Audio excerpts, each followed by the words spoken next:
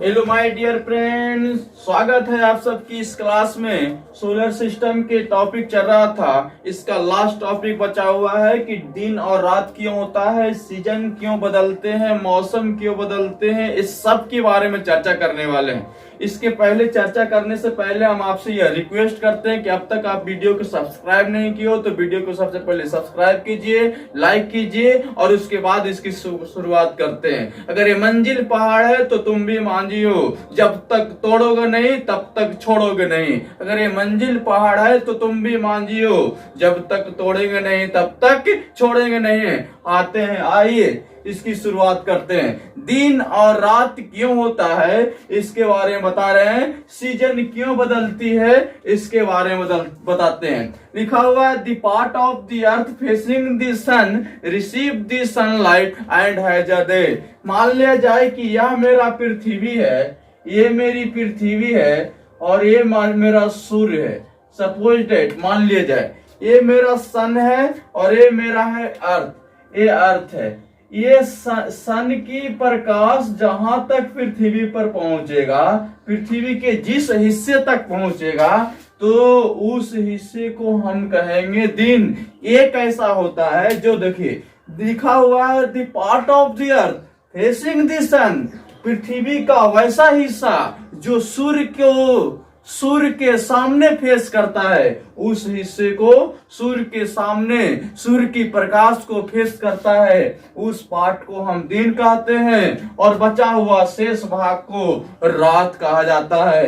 And required part of the earth does not receive the sunlight and is in darkness so it has night. कहता है कि पृथ्वी का वैसा हिस्सा जो सूर्य की प्रकाश को रिसीव नहीं कर पाता, ग्रहण नहीं कर पाता, उस भाग को हम क्या कहते हैं, वह भाग हमेशा डार्कनेस होता है, अंधेरा होता है, और उस भाग को हम लोग क्या कहते हैं, नाइट कहते हैं। ये दोनों बात एकदम एक लाइन में स्पष्ट बताई गई है कि जो पृथ्वी का वैसा हिस्सा जो सूर्य की प्रकाश को फेस करता है, सामने आता है, उसको हम दिन कहते हैं। लेकिन बचा हुआ शेष भाग, जो शेष भाग बच गई, वह शेष भाग हमेशा अंधेरा होता है और उस अंधेरे भाग को हम लोग क्या कहते हैं, नाइट कहते हैं। यही बिकॉज ऐसा क्यों होता है, क्योंकि द अर्थ रोटेट्स फ्रॉम बेस to east on its axis. हम आपको पिछले क्लास में बताया था, ऐसा इसलिए होता है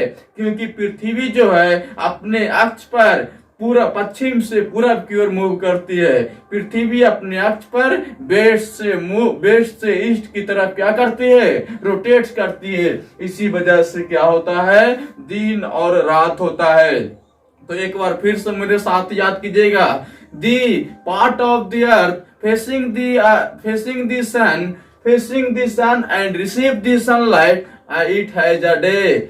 required part of earth does not receive the sunlight and is in darkness, so it has night because the earth rotates from west to east। एक क्वेश्चन पूछी गई थी एक बार कि बताओ कि सूर्य जो है वह पूरब से पश्चिम की ओर मूव करती है, तो बताओ कि पृथ्वी कैसे रोटेट करती है।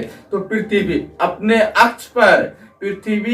अक्ष पर वेस्ट से ईस्ट की तरफ मूव करता है, वेस्ट से ईस्ट की तरफ मूव करता है, ये याद रखना।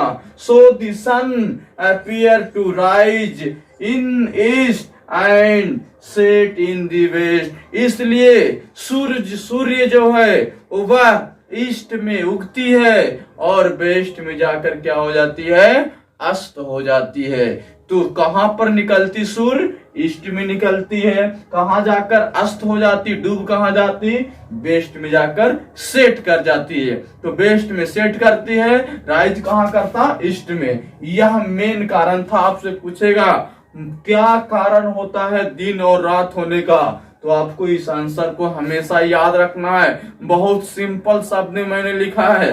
अगर आपको नहीं भी याद हो तो आप इस वीडियो को एक बार नहीं, 2 बार, 3 बार, 4 बार जरूर देख लीजिएगा, आपको गारंटी कहते हैं याद हो जाएगा। आगे देखिए, मौसम का भी यही कुछ बात है।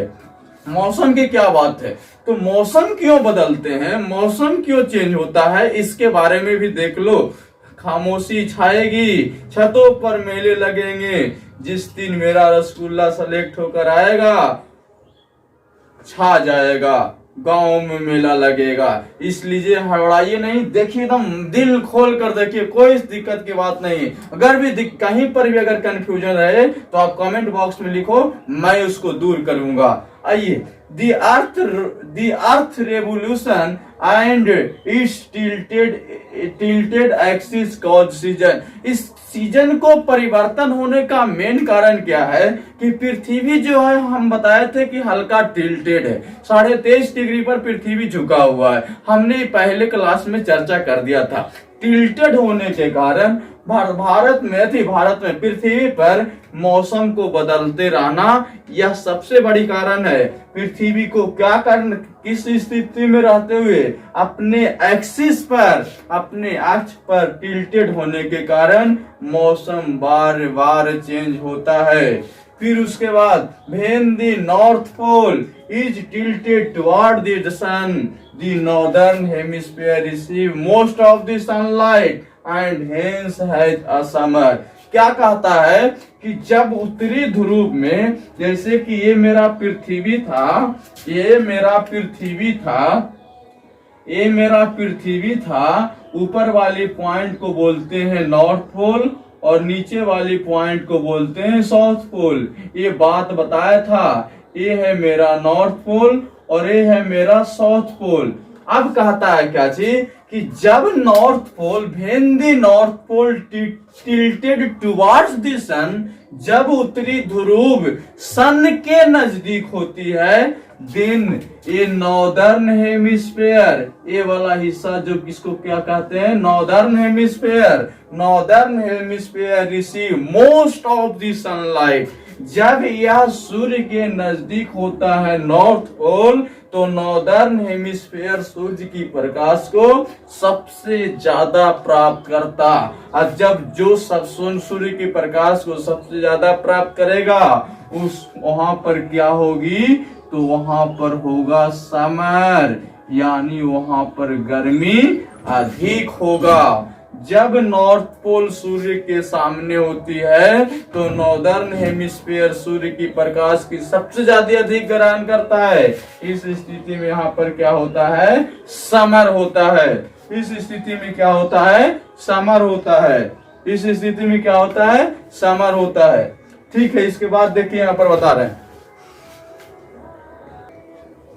समर। ठीक है, समझ में आया, समर होता है नॉर्दर्न हेमिस्फीयर में। कैसे, ये कारण क्या बताया, जब अब उसी प्रकार से मान लिया जाए कि साउथ पोल वाला अगर सूर्य के सामने जाएगा, उस दक्षिणी ध्रुव अगर सूर्य के सामने जाएगा, तो साउदर्न हेमिस्फीयर सूर्य की प्रकाश को अधिक ग्रहण करेगा। अगर दक्षिणी ध्रुव साउदर्न हेमिस्फीयर, दक्षिणी ध्रुव अगर सूर्य के नजदीक जाएगा, दक्षिणी ध्रुव अगर सूर्य के नजदीक जाएगा, तो साउदर्न हेमिस्फीयर में क्या होगी, गर्मी होगी, और नॉर्दर्न हेमिस्फीयर में ठंडा होगा। सिंपल कॉन्सेप्ट है, एक लाइन में समझ लीजिए। अगर उत्तरी ध्रुव सूर्य के सामने है, तो साउदर्न हेमिस्फीयर में गर्मी, और उत्तरी ध्रुव अगर सूर्य के सामने है, तो उत्तरी गोलार्ध में क्या होगी, गर्मी, और दक्षिणी गोलार्ध में क्या होगा, ठंडा। लेकिन अगर दक्षिणी ध्रुव सूर्य के सामने है, तो दक्षिणी गोलार्ध में क्या होगी, ठंडा, गर्मी, और उत्तरी गोलार्ध में क्या होगी, ठंडा। जो ध्रुव जिसके सूर्य के सामने है, उस गोलार्ध में गर्मी, और उसके सामने वाले गोलार्ध में ठंडा होगा। एक लाइन का कॉन्सेप्ट। अगर उत्तरी ध्रुव सूर्य के सामने है, उत्तरी गोलार्ध में गर्मी और दक्षिणी गोलार्ध में ठंडा। अगर दक्षिणी ध्रुव अगर सूर्य के सामने है, तो दक्षिणी गोलार्ध में गर्मी और उत्तरी गोलार्ध में ठंडा। यही चीज तो लिख दिया मैंने। And has summer at same time, इसी समय the southern hemisphere which is away from the sun does not get much sunlight and hence has winter। इसी समय क्या होता है कि सौदर्न हेमिस्फेयर में तो धूप नहीं पड़ती, सूर्य का प्रकाश नहीं जाता, इस स्थिति में वहां पर जो है गर्मी नहीं होता, वहां पर क्या होती है, विंटर होता है, ठंडा होती है, वहां पर क्या होती है, विंटर, ठंडा होता है। ऐसा कारण क्या है, तो because these two season in a hemisphere there comes a period when it is neither too hot nor too cold।